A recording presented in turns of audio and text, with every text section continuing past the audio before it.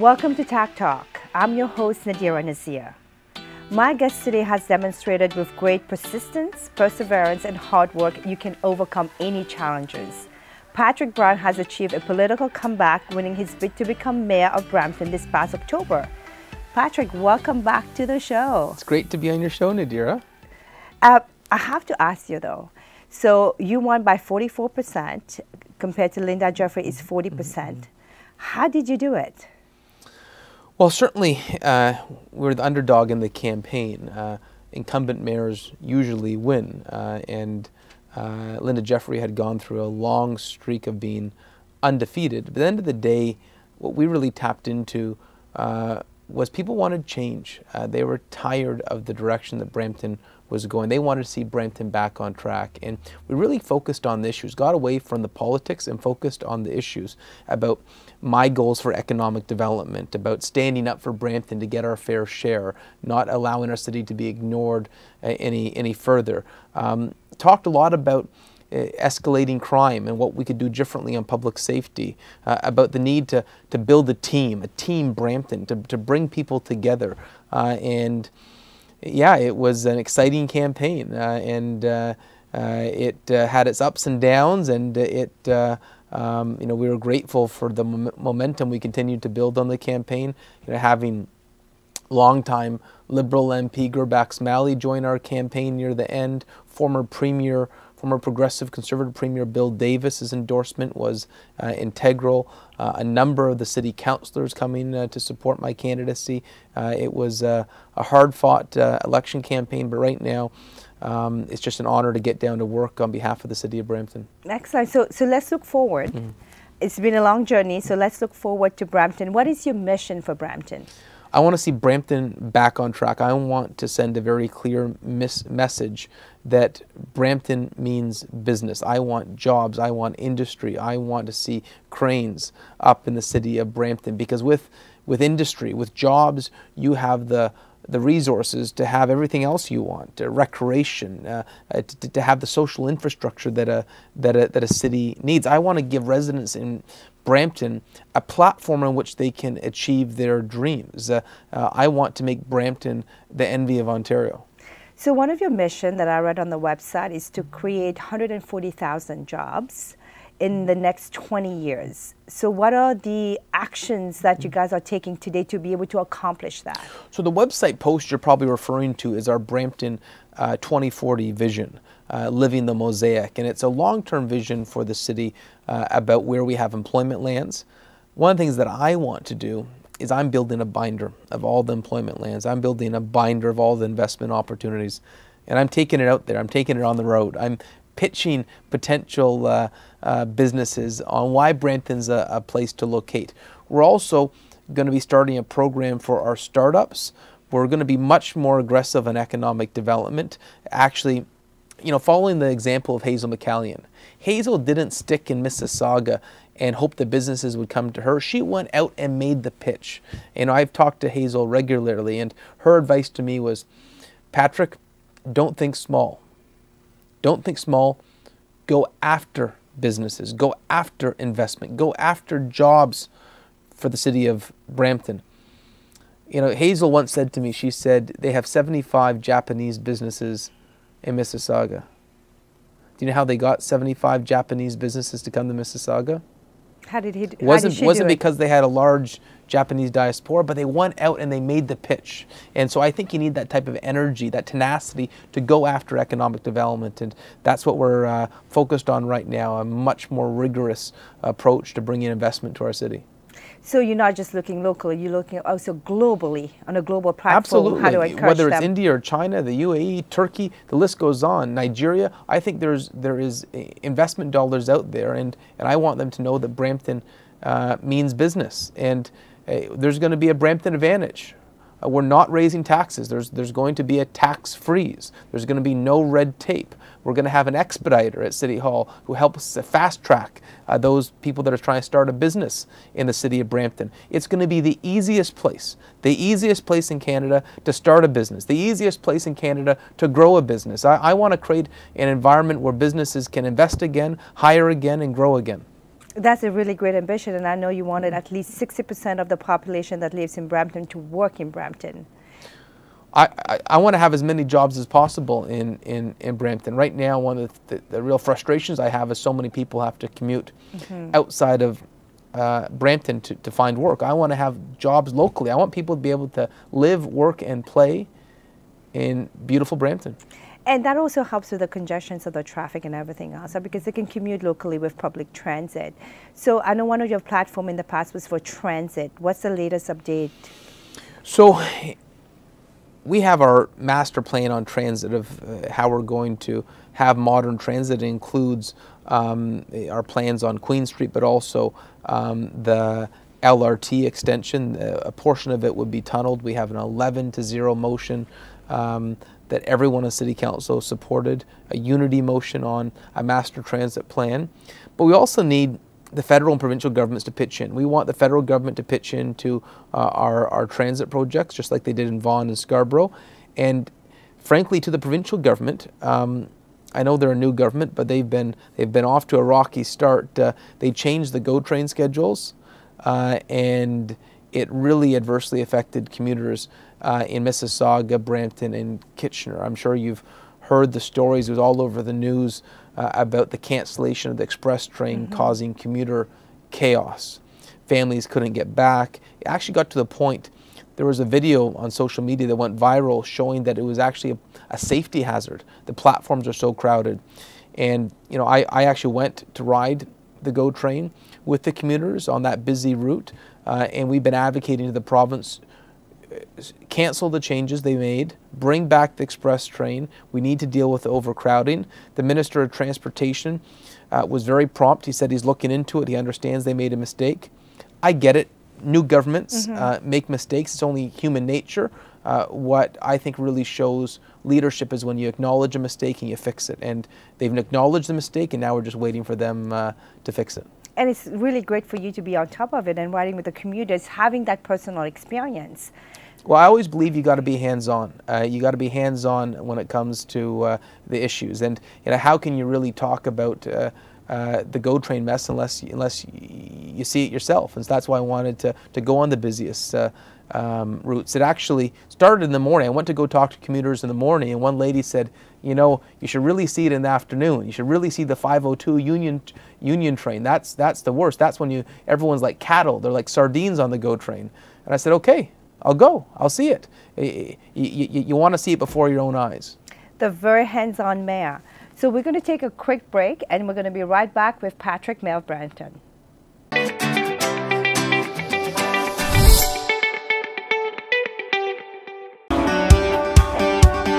Losing weight and feeling fit is a simple 3-point process: diet, exercise, and a weight reduction supplement.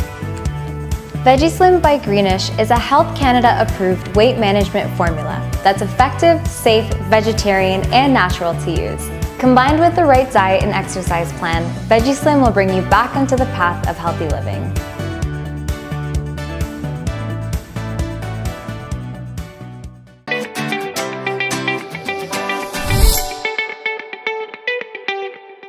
Welcome back. We are here with Patrick Brown, Mayor of Brampton.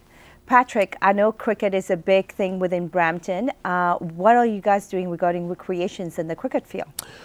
So I've long believed that one of the best things for a city is to have lots of recreational opportunities. And it's particularly important in Brampton. Do you know that we have a higher incidence of diabetes in Brampton? And as mayor of the city, encouraging a healthy city is something that I view as one of my responsibilities. I'm concerned about the rising rates of childhood obesity. I'm concerned about the fact that we need to become more active as a city. And so part of my mandate as mayor is to build more recreation. Right now we have fields that are busy. We have to turn away teams. We have to turn away people that want to be active. And at a time when we need to be more active, I don't want to be turning people away. So right now we are going to be expanding the recreation reach in the city of Brampton. We're going to be building more fields, and not just for cricket, across the board. We are going to be having more recreational options. I'm particularly interested in cricket, and I think that's why you mentioned it, is I want the sports in our city to reflect the different cultural mosaics that make up our city. And cricket is a growing sport. It's popular, and I really want to make sure the community in Brampton that loves cricket has proper fields. And right now, I've met with organizers of the key leagues, and you look at the field, it doesn't meet the requirements. There's no lights. There's actually a tennis court at one recreation center where they put up a sign that says no cricket allowed. Well, the reason they have to put up the sign on the tennis court, no cricket allowed, is people went to the tennis courts to play cricket because they had lights. And I don't want to have to put up a sign, no cricket. I want to actually build the field. So we've already passed a motion that we're going to be bringing, we passed a motion in December that we're going to purchase new lights for the cricket field, so you can play at nighttime, you can play during the day, and we're going to be expanding the amount of fields we have in the city as well. I want to make Brampton the best place, the easiest place to play cricket. Should be, given our demographic makeup. But I'm really into sports, and I think it's great for the city. So for the Bramptonian that's thinking about, what's the timeline for it? Very quickly. The lights are going to be done as quickly as we can have those put up, hopefully as early as this summer. And in terms of the additional fields, we're looking at that's going to be happening in a number of years. And we have a longer term project. We actually want to have a stadium, a multi-use stadium that I'd like to get construction started on that within 4 years. Excellent. So when we get it built, are you going to play cricket with us? Absolutely. I'm in. Okay. I'm doing it. Absolutely. I have to learn, but I will definitely be there. And do they play cricket in Mauritius? No, it's actually soccer. Soccer is very popular in Mauritius. Well, I grew up playing hockey and tennis and running, but a few of the leagues had me out to take a few bats, and I have to admit, it's a really fun sport. And so it does look like that. There should be a team. Absolutely. I will definitely do it. Yes. Let me ask you about the charity funding that you have for not-for-profit organization. Well, one of the wonderful things about Brampton, there's so many great community organizations, really, really impressive community organizations, not-for-profits. And so we set up a community fund. So if you're doing an event in Brampton, you want to help more people in Brampton, and you're a Brampton-based not-for-profit, you can apply for our community grant funding, and you have to apply. I think the deadline's January 18th. It's coming up rather quickly, but you can apply at the Brampton website, brampton.ca. And that could be any charity as long as they're not-for-profit. Absolutely. Excellent. And what are the other stuff that's coming up for Brampton? What are the key initiatives you guys are working on with your team? Well, we also are going to be having our citizenship awards coming up, and so you can nominate an outstanding citizen for our citizenship awards. That deadline will be in a matter of weeks. We have our budget, which we'll be debating in March, and so if you have budget suggestions for the city of Brampton, please share them at Mayor Brown at brampton.ca. We're also working on being more aggressive on having an active transportation plan that's implemented, so more cycling paths, more running paths, more alternatives to having to depend on a car or transit. I really want to make sure that we have an effective, active transportation system make it an easier city to move about. So, yeah, there's lots on the go right now at the city of Brampton. So for the Bramptonians that's listening to this, if they have some great ideas, what is the avenue that they can get in touch with your office to share the ideas on any different segment? You can call 311, and you can reach City Hall, ask for Mayor Brown, or you can just email mayorbrown@brampton.ca. I'd also note another exciting thing we just passed a motion on. We passed a motion doing a value for money audit. So we're actually doing an audit of all of Brampton's expenses. So I want to make sure every single one of your tax dollars is spent appropriately. If there's waste, if there's duplication, it's going to be rooted out. And I want to thank Councillor Harkirat Singh for raising this idea. We haven't done that. In a private sector, you look at all your operations, you look at all your expenses. But sometimes in government, that doesn't happen because you just get to raise the taxes each year. Well, we're not raising the taxes. I'm not raising the taxes on the people of Brampton. And so Councillor Harkirat Singh put forward this motion that I wholeheartedly supported encouraging the city to do a third-party value for money audit.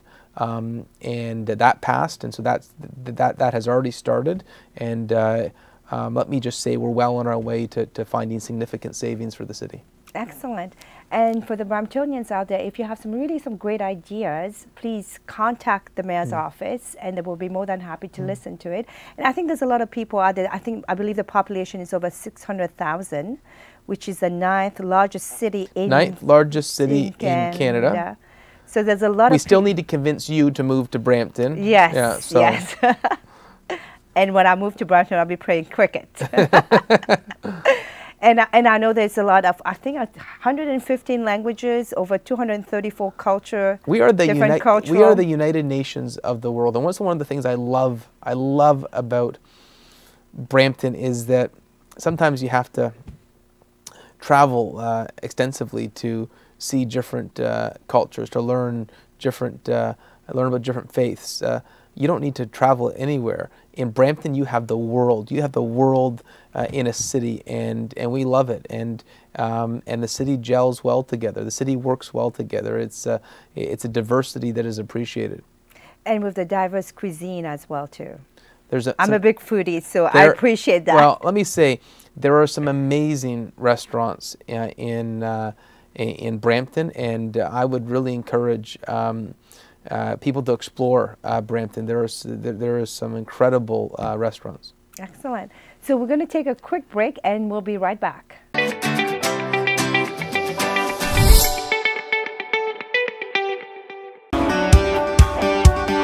Losing weight and feeling fit is a simple 3-point process: diet, exercise, and a weight reduction supplement. VegiSlim by Greenish is a Health Canada approved weight management formula that's effective, safe, vegetarian, and natural to use. Combined with the right diet and exercise plan, VegiSlim will bring you back onto the path of healthy living.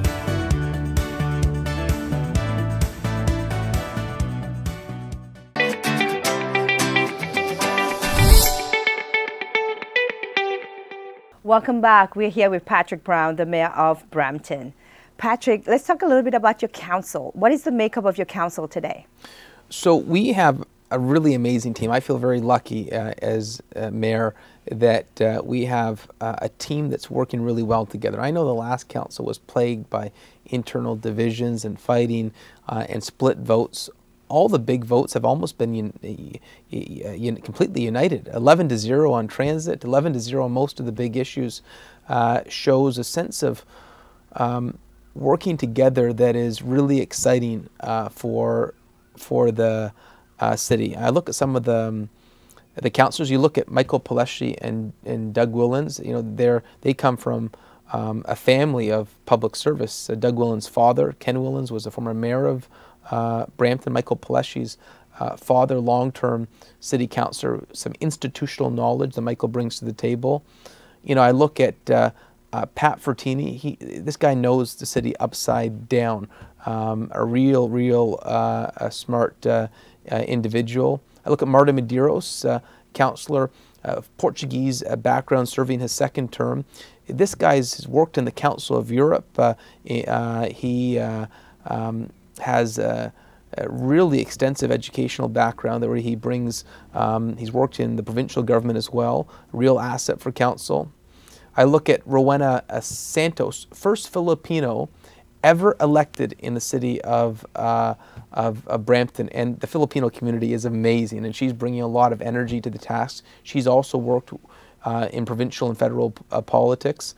I look at Paul Vicente, also a Portuguese background. He helped set up and found Brampton Focus. He's a communications expert, so he's been really helpful in trying to get our message out as we tell the city's story. I look at Councillor Jeff Bowman. This guy's so involved in charity, and it's contagious. You know, some of the work he did at the Knights Table, I remember listening to him and just being blown away. People that ooze a sense of community, I just love it. I love people who are so passionate about their city. Harkirat Singh and Gurpreet Dillon from Wards 9 and 10, two proud Sikh Canadians. who are so involved in their ward,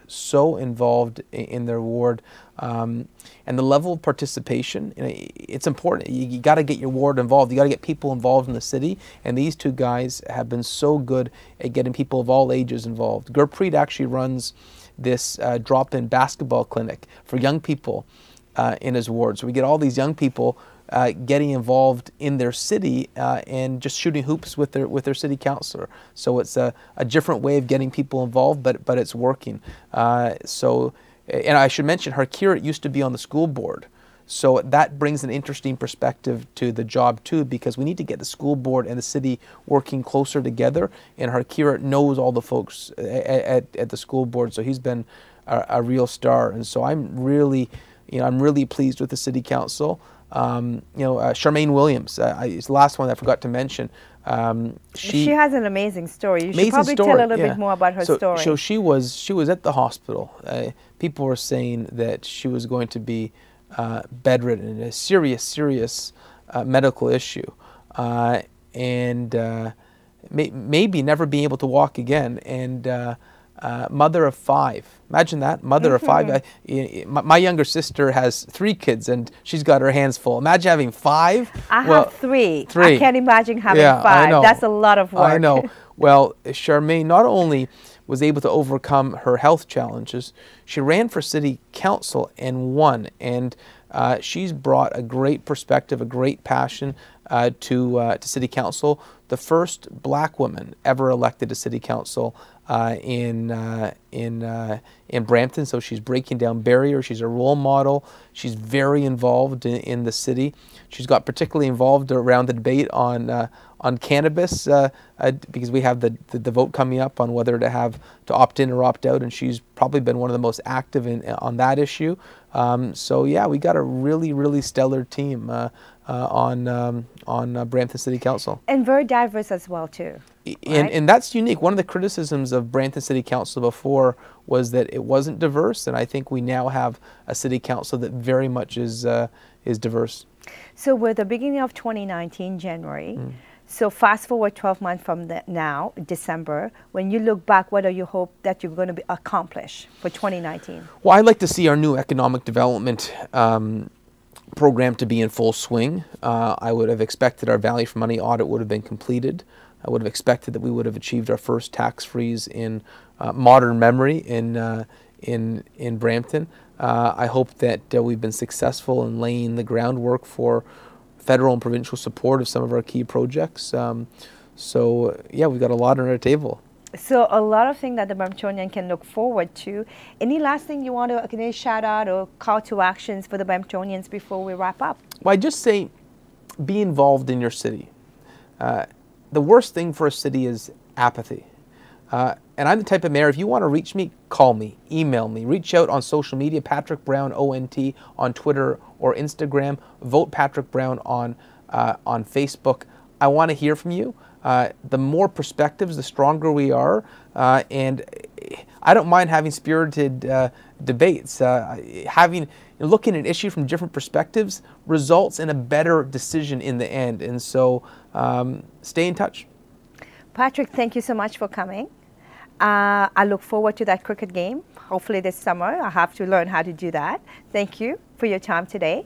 And I want to thank my fashion stylist, Susie Tamasi, and her website is susieqjewels.com, and a portion of her proceeds goes to the Women's Shelter. And my wonderful makeup artist, Catherine McGuire, from Beauty Concept at Shoppers Drug Mart in Oakville. Please follow me on Instagram and subscribe to TAG TV, and check out my website, nadirah.ca. And my new tagline for 2019 is actually stay positive and start believing. I should also thank my fashion consultant, Genevieve Galtieri Brown, my wife.